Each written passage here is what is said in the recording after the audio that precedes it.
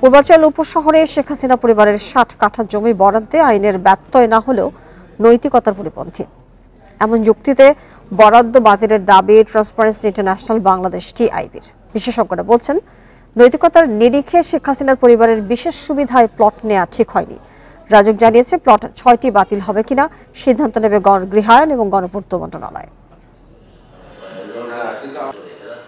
রাজধানী উন্নয়ন কর্তৃপক্ষের রাজুকের পূর্বাঞ্চল উপশহর, এক পাশে নদী, ৩ পাশে সড়ক, ১০ কাঠা করে পাশাপাশি ৬টি প্লটের মোট ৬০ কাঠা জমির মালিক শেখ হাসিনা পরিবারের ৬ সদস্য। রাজুক আইনের ১৩ এ বিধি অর্থাৎ বিশিষ্ট ব্যক্তিবর্গের সুবিধার আওতায় প্লট ৬টি দেয়া হয় শেখ হাসিনা সহ তার পরিবারের ৬ সদস্যকে। এরা হলেন সজীব ওয়াজেদ জয়, সাইমা ওয়াজেদ পুতুল, শেখ রেহানা, রাদওয়ান মুজিব সিদ্দিক, আজমিনা সিদ্দিক।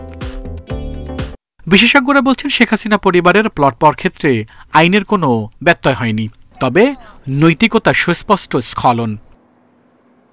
যদি একজনে একটা দেয় একজনকে, তাইলে ব্যত্যয় হয় নাই, কারণ ঢাকা বাড়ি থাকলেও উনি পূর্বাঞ্চলে পাবেন। রাজুক বলছে, এরকম বিশেষ সুবিধায় বরাদ্দ প্লটের তালিকা করে গৃহায়ন ও গণপূর্ত মন্ত্রণালয়ে পাঠানো হয়েছে। এখন সিদ্ধান্তের অপেক্ষা। আমরা চিঠি লিখেছি আমাদের মিনিস্ট্রিতে, কারণ বরাদ্দ তো আমরা দেই না, উপর থেকে বরাদ্দ হয়, আমরা শুধু ম্যানেজমেন্ট করি রাজুক। এটা হাইকোর্টের মাধ্যমে যদি তারা বন্ধ করতে চায়, এই ধরনের অনেক আছে স্পেশাল বরাদ্দ যেগুলো হয়, এগুলা উপর থেকে যে আদেশ আসবে সেই অনুযায়ী আমরা কাজ করব। টিআইবি বলছে, রাজুকের প্লট বরাদ্দের ১৩ এ ধারা রাখাই হয়েছে ক্ষমতার অপব্যবহারের জন্য। এটি কিন্তু করা হয়েছে ক্ষমতার অপব্যবহার করে, কিন্তু তার সাথে কিন্তু যেটা হয়েছে যে একদিক থেকে আইনের বা সংশ্লিষ্ট নীতিমালায় যে ১৩ এর ধারা যেটি অপব্যবহার করে এই বরাদ্দগুলো নেওয়া হয়েছে, সেটি একদিক থেকে যেরকম এটা উদ্দেশ্যমূলক ভাবেই এই ধারাটা প্রণয়ন করা হয়েছিল, যেটা আমরা শুরু থেকে প্রতিবাদ করেছিলাম। ২০২২ সালের ৩০ আগস্ট এই ৬টি প্লটের বরাদ্দপত্র ইস্যু করে রাজুক। পুরো প্রক্রিয়াটি সম্পন্ন হয় অত্যন্ত গোপনীয়তার সঙ্গে। তখনের চেয়ারম্যান ছিলেন আনিসুর রহমান। আল আমিন হোসেন, ইন্ডিপেন্ডেন্ট নিউজ, ঢাকা। শেখ হাসিনার পরিবারের সদস্যদের নামে পূর্বাঞ্চলে বরাদ্দকৃত প্লট সহ রাজুকের সব অবৈধ বরাদ্দ বাতিল চেয়ে হাইকোর্টে রিট করা হয়েছে। মঙ্গলবার সুপ্রিম কোর্টের ১০ আইনজীবী এই রিট দায়ের করেন। রিটের সাবেক প্রধানমন্ত্রী শেখ হাসিনা এবং তার পরিবারের সদস্যদের নামে পূর্বাঞ্চলের ৬০ কাঠা প্লট বরাদ্দ বাতিল সহ রাজুকের সব অবৈধ বরাদ্দ বাতিলের নির্দেশনা চাওয়া হয়েছে। এসব বরাদ্দের সাথে জড়িত এবং সুবিধাভোগীদের বিরুদ্ধেও দুর্নীতি দমন কমিশন আইন অনুযায়ী ব্যবস্থার আবেদন করা হয়েছে। এছাড়া এসব তদন্ত করতে হাইকোর্ট বিভাগের একজন প্রাক্তন বিচারপতিকে প্রধান করে ৩ সদস্যের কমিটি গঠনের নির্দেশনা চাওয়া হয়েছে। রিটকারী আইনজীবীরা জানান, নিজের নামে প্লট বরাদ্দ নিয়েছেন শেখ হাসিনা, প্লট নিয়েছেন তার ছেলে সজীব ওয়াজেদ জয় এবং মেয়ে সাইমা ওয়াজেদ পুতুল। এছাড়া প্লট বরাদ্দ পাওয়াদের তালিকায় আছেন শেখ রেহানা এবং তার ছেলে মেয়ে। ২০২২ সালে তারা প্লট বুঝে পান, পরে বিষয়টি রাষ্ট্রীয় অতি গোপনীয় হিসেবে চিহ্নিত করা হয়।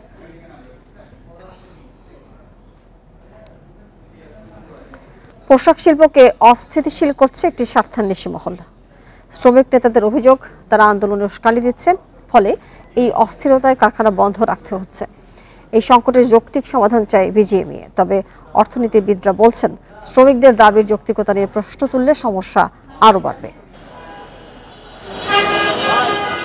বিগত সরকারের আমলে পোশাক শিল্পে যে কয়টি শ্রমিক আন্দোলন হয়েছে, তার বেশিরভাগই হয়েছে মজুরি বৃদ্ধির জন্য।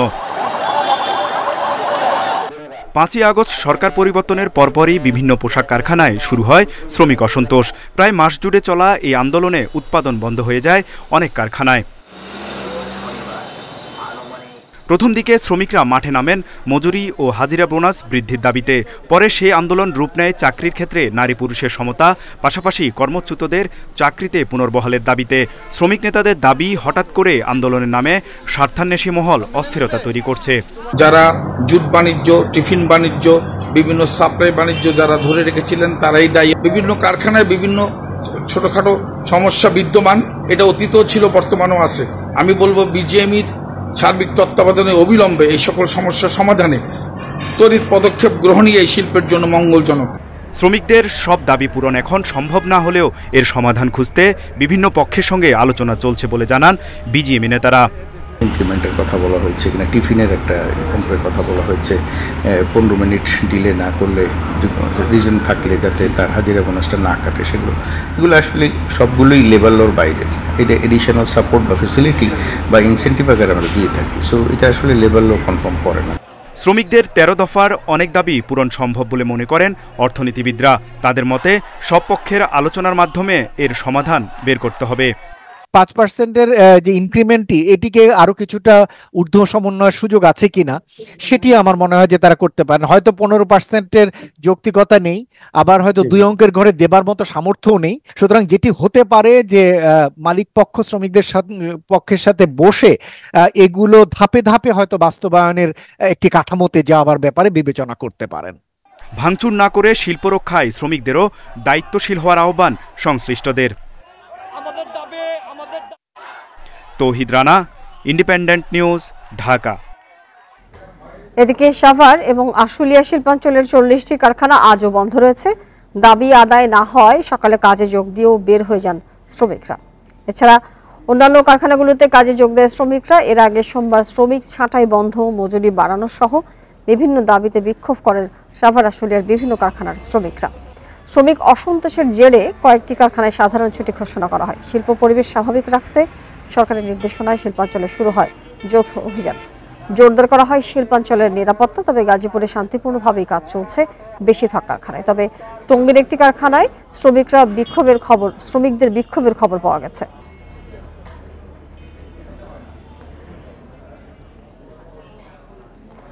এদিকে দিনাজপুরের বড়পুকুরিয়া বিদ্যুৎ কেন্দ্রের একমাত্র চালু 200 মেগাওয়াটের ইউনিটটি বন্ধ হয়ে গেছে। এর ফলে কয়লা ভিত্তিক বিদ্যুৎ কেন্দ্রটি থেকে আর জাতীয় গ্রিডে বিদ্যুৎ সরবরাহ হচ্ছে না। প্রতিষ্ঠানের প্রধান প্রকৌশলী আবু বকর সিদ্দিক জানিয়েছেন, 525 মেগাওয়াট তাপবিদ্যুৎ কেন্দ্রের প্রথম এবং দ্বিতীয় ইউনিটের উৎপাদন বেশ কিছুদিন ধরে বন্ধ আছে। যান্ত্রিক ত্রুটির কারণে তৃতীয় ইউনিটটিও গত মাসে বন্ধ হয়ে যায়। মেরামত শেষে 1 মাস 6 দিন পর গত শুক্রবার তৃতীয় ইউনিটে 200 মেগাওয়াট বিদ্যুৎ উৎপাদন শুরু হয়। তবে সোমবার সন্ধ্যায় আবারও যান্ত্রিক ত্রুটি দেখা দিলে ইউনিটটি বন্ধ করা হয়। বড়পুকুরিয়া খনির কয়লা ব্যবহার করে উৎপাদনে যাওয়া এই কেন্দ্রের ঠিকাদারি প্রতিষ্ঠান চীনের হারবিন ইন্টারন্যাশনাল।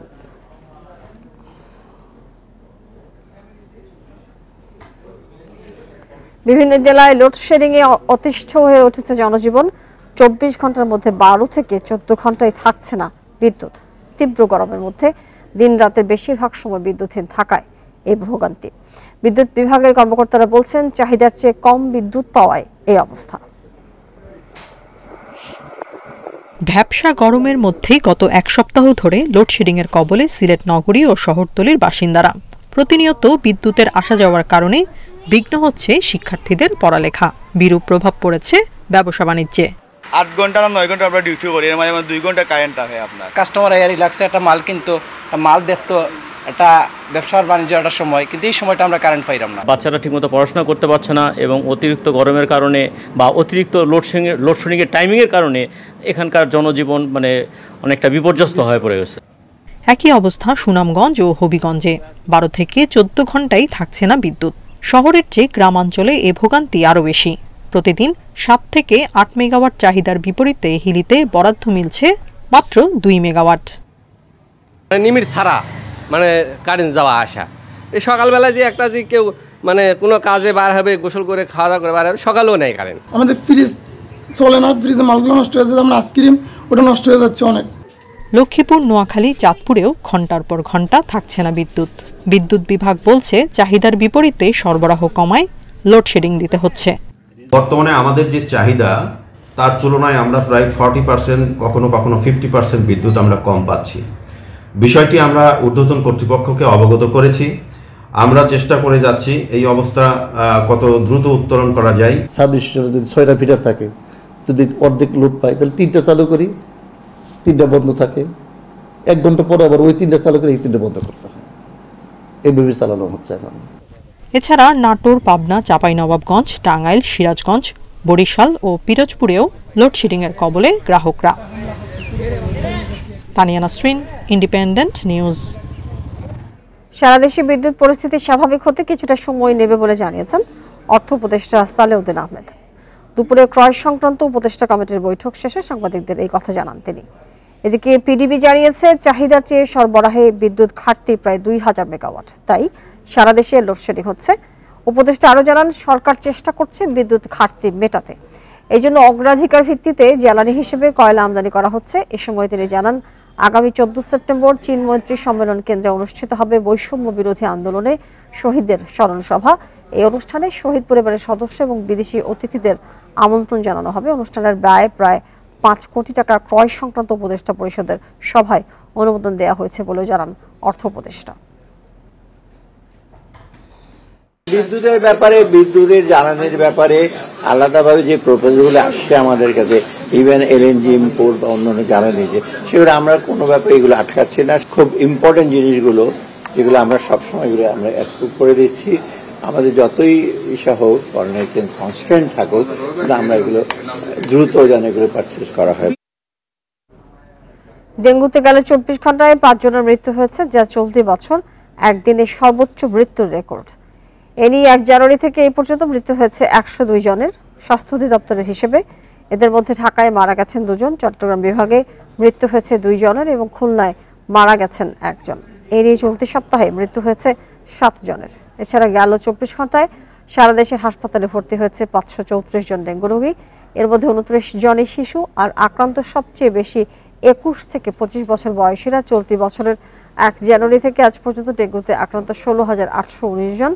তাদের মধ্যে পুরুষ 61.7 ভাগ আর নারী 38.3 ভাগ।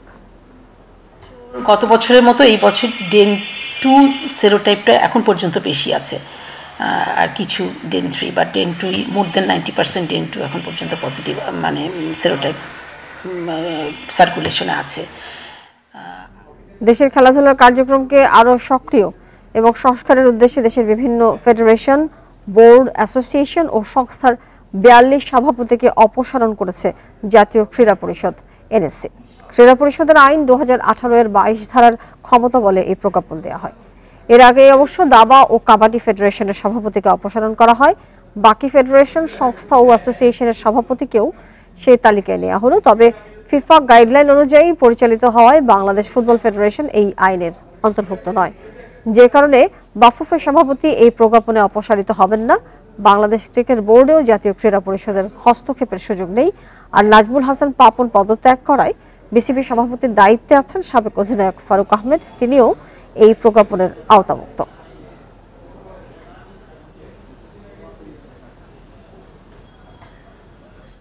রাজধানীর সায়েন্স ল্যাব এলাকায় ঢাকা এবং আইডিয়াল কলেজের শিক্ষার্থীদের মধ্যে ব্যাপক সংঘর্ষ হয়েছে।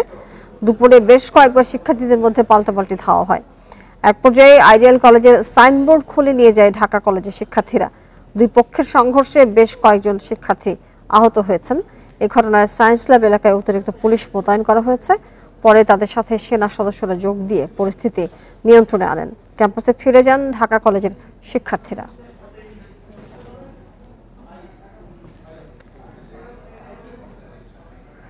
আওয়ামী লীগ সরকারের সময়ে স্বাস্থ্য বিভাগের গুরুত্বপূর্ণ দায়িত্বে থাকা কর্মকর্তাদের অপসারণের দাবি জানিয়েছেন বৈষম্যের শিকার চিকিৎসক, মেডিকেল টেকনোলজিস্ট এবং নার্সরা।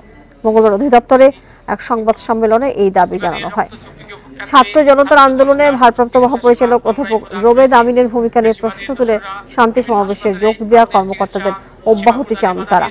সরকারের কাছে 8 দফা সুপারিশ তুলে ধরে বৈষম্যের শিকার সব চিকিৎসক এবং কর্মচারীদের দ্রুত পদোন্নতি, সব স্বাস্থ্যসেবা প্রতিষ্ঠান থেকে দুর্নীতি নির্মূল এবং স্বাস্থ্য ব্যবস্থা সংস্কারে গঠিত বিশেষজ্ঞ প্যানেলও বাতিল চান বক্তারা।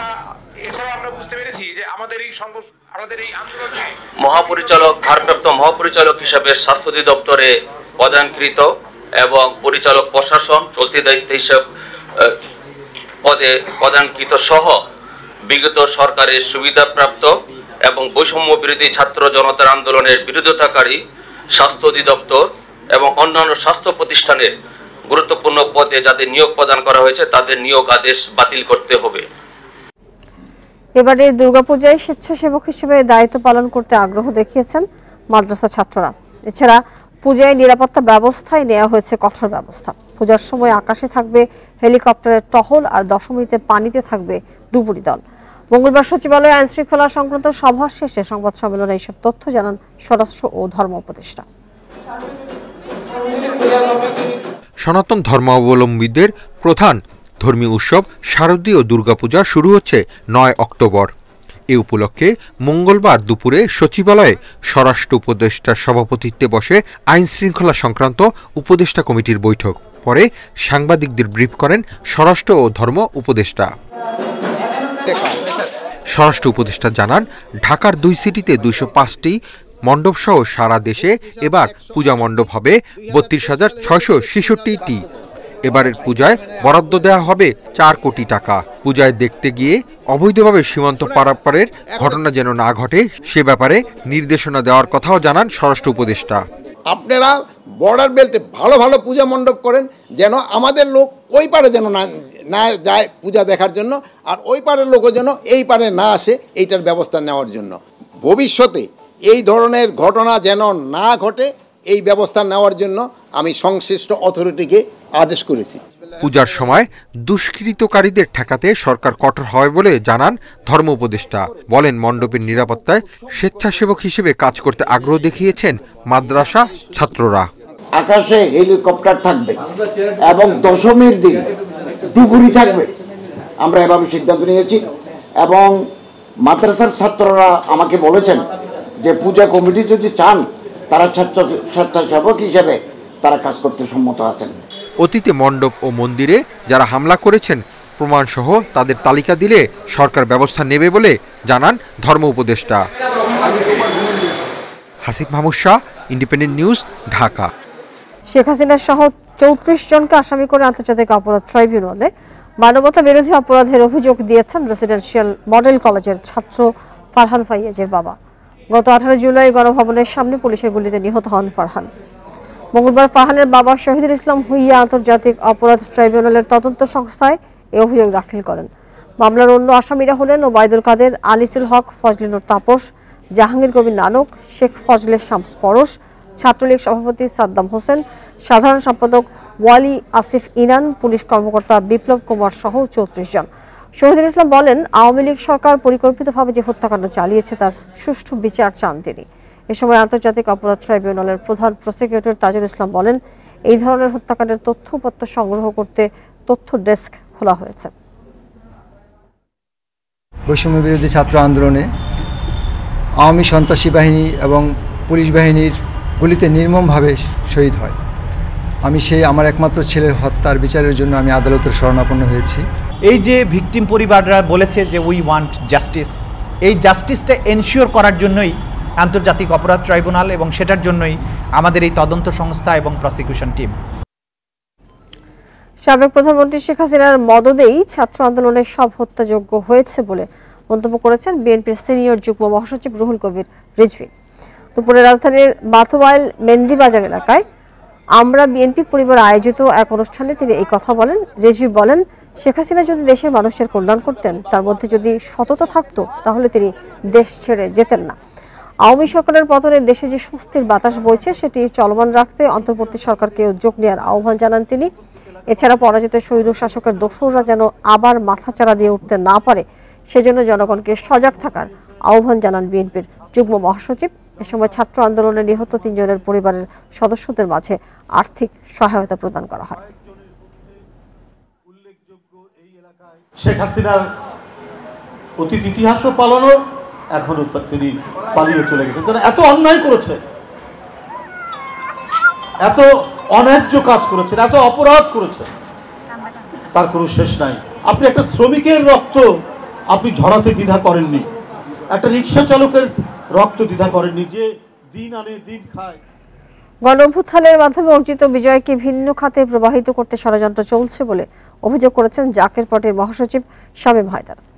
বিকেলে জাতীয় প্রেসক্লাবে দলের সংবাদ সম্মেলনে এই মন্তব্য করেন তিনি। বলেন, হঠাৎ করে গুলি অলি আউলিয়াদের মাজারে হামলা, ভাঙচুর ও অগ্নিসংযোগ করা হচ্ছে, যা অত্যন্ত ন্যাক্কারজনক। তার দাবি, ঘৃণা ছড়ানোই এসব উগ্রবাদী হামলার লক্ষ্য।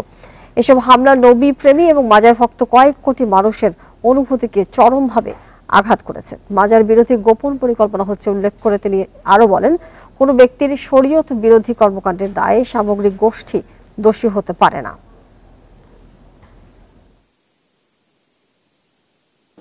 নতুন বাংলাদেশ যখন সকলের ঐক্যবদ্ধ প্রচেষ্টায় এগিয়ে যাওয়ার প্রতীক্ষায় সে সময় হঠাৎ করে বিনা মেঘে বজ্রপাতের মতো অলি আউলিয়াগণের মাজার শরীফে হামলা, ভাঙচুর, অগ্নিসংযোগ করা হচ্ছে, যা অত্যন্ত ন্যাক্কারজনক। এই ছিল আজকের সংবাদ সন্ধ্যায়। আর বিস্তারিত জানতে চোখ রাখুন ফেসবুক, ইউটিউব এবং এক্সে। ধন্যবাদ সবাইকে সাথে থাকার জন্য।